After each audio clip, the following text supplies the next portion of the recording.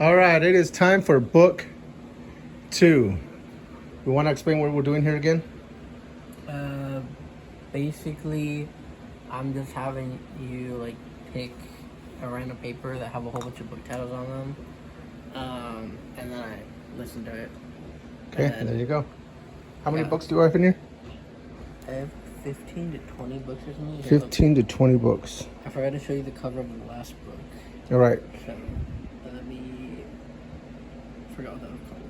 Okay. Who wrote? He's looking up the first one he did. This is the second one. Okay, so this is the cover of the first one. The girl who wrote Loneliness. Yeah. Okay. So that was the first one that I read. All right, here we go. Book 2. It's going to be the one that you're not looking forward to. I swear if it is, I'm gonna. But you know what? The one that you're not looking forward to is probably going to end up being the one that you like. It's not. Which one? But it is the one I've been looking forward to. Mr. Magic by Kiersten White. Mr. Magic by Kiersten White. What's it about? It's a horror book. A horror? I'm excited Ooh. about that. Right in time for Halloween. We're almost there. Let me try to find it. Show the cover. I'm scrolling on my TBR. Here we go. Okay. Here, I'm gonna read the synopsis. All right. 30 years after a tragic accident shut down production of the classic children's program, Mr. Magic, the 5 surviving cast members have done their best to move on. But just as generations of cultishly devoted fans still cling to the lessons that they learned from the show, the cast known as the Circle of Friends have to spend their lives searching for happiness. Searching for the happiness they felt while they were on it, the friendship, the feeling of belonging, and the protection of Mr. Magic.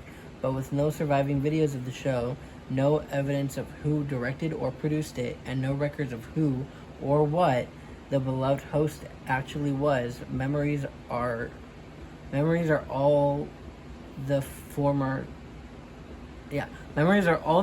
circles of friends have.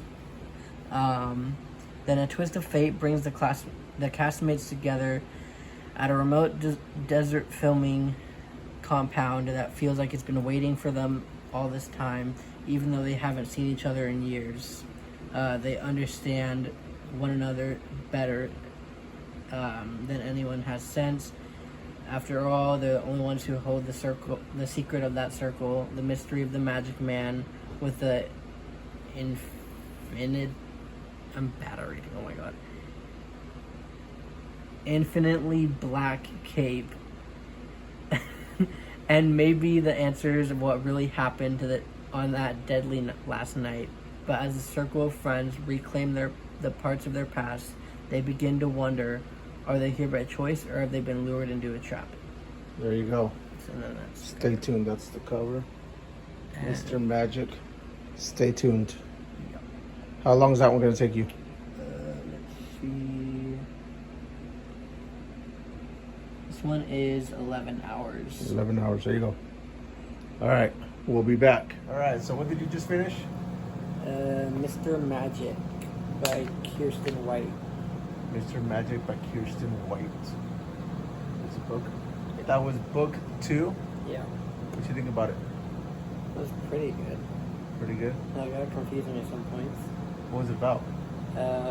Basically, it's about this group of kids.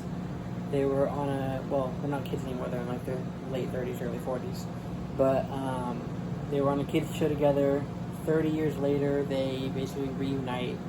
And one of them is like, oh, there's this podcast that wants to basically like do a whole segment on it. Because after the show ended, like nobody remembers the show. They can't find out who directed it, who produced it, nothing.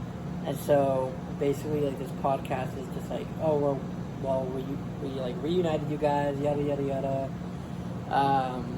And it basically like the town where like it was like filmed and produced and all that is like a really really religious town. Basically, like what I got from it is like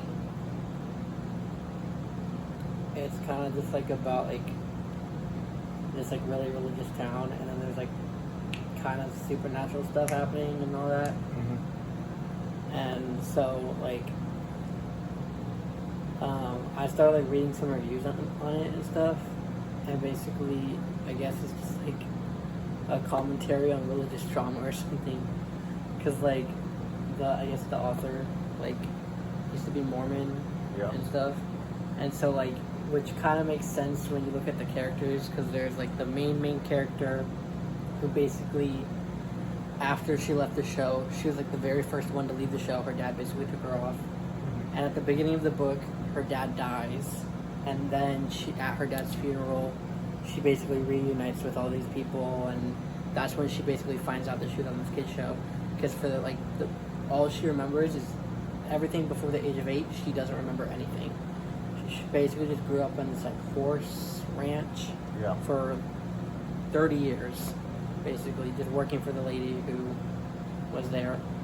And so there was like her, and then like it, like with like the whole like religious part, like it kind of makes sense, because there's like the other girl, she's like trying to be like the traditional housewife basically. One of them is a gay black man, another one is in the closet, one of them is like a man who's like not like as tough as men should be, you know. So basically like, it's just, that's basically just what like I got from it. But I mean, it was good. It was a bit confusing at parts though. All right, there you go. We're ready for book 3.